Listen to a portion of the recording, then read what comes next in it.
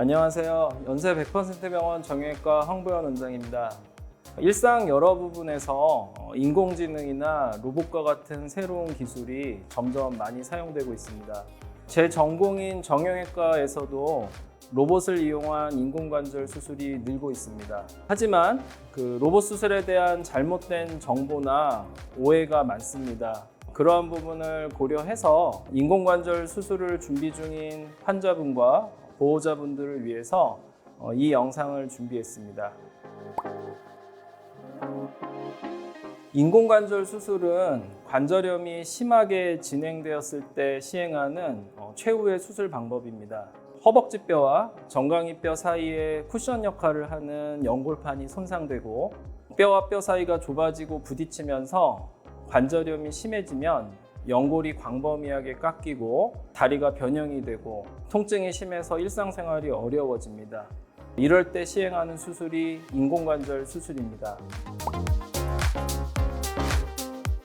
그렇다면 로봇을 이용한 인공관절 수술과 기존 수술이 어떤 차이가 있을까요? 첫 번째, 인공관절 수술을 하기 위해서는 수술 전에 미리 임플란트의 사이즈나 뼈를 깎아내는 정도, 각도 등을 측정합니다.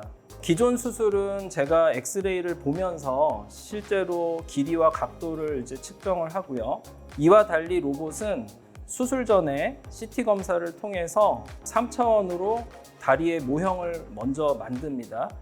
이 사진에서 보시듯이 3차원 모델을 통해서 실제 임플란트에 예상되는 사이즈와 뼈를 깎아내는 정도, 회전의 정도, 각도를 미리 계산하기 때문에 오차를 줄이고 더 정확하게 수술을 할 수가 있습니다.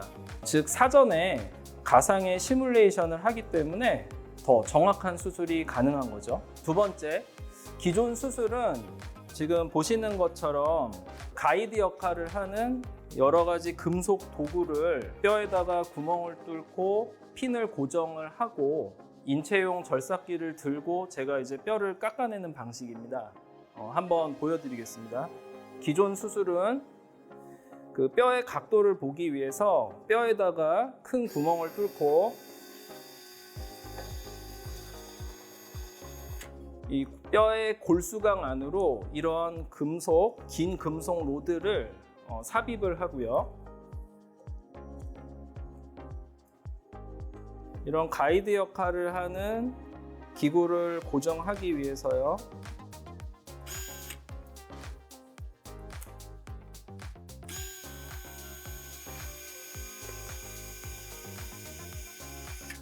이런 방식으로 로드를 삽입하고 기구를 핀으로 고정을 하고 뼈에 구멍을 뚫는 작업이 필요하고요. 이렇게 가이드를 고정한 다음에 이렇게 인체용 절삭기를 제가 들고서 손상된 부분에 뼈를 깎아냅니다.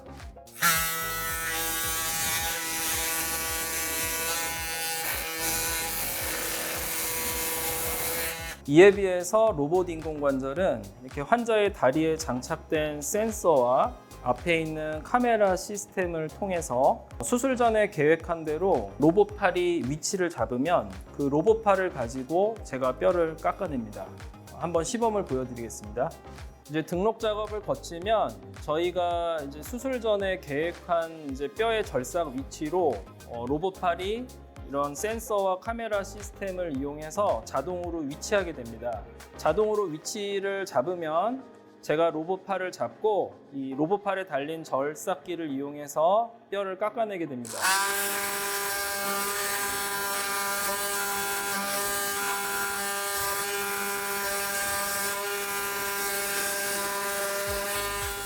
자, 이처럼 기존 수술은 뼈를 깎아내기 위한 이런 긴 로드가 뼈에 들어가고 뼈에 구멍을 뚫는 작업이 필요하지만 로봇팔은 그런 작업이 필요가 없기 때문에 수술 중에 뼈에서 나는 출혈량을 줄이고 그로 인한 부작용을 줄일 수가 있고요. 무수혈 수술을 좀 더 용이하게 할 수 있는 장점이 있습니다. 세 번째로 여기서 또 중요한 점이 있습니다. 뼈를 절삭할 때 로봇과 같은 경우에는 주변의 신경, 혈관, 근육의 손상을 방지하기 위해서 햅틱이라는 경계 장치가 있습니다. 저 주변에 이제 초록색으로 된 선이 햅틱 경계고요. 저 선을 절삭기가 넘어가게 되면 주변 조직 손상이 우려되기 때문에 로봇이 자동으로 제어를 해서 절삭기가 넘어가지 않도록 합니다. 한번 보여드리겠습니다.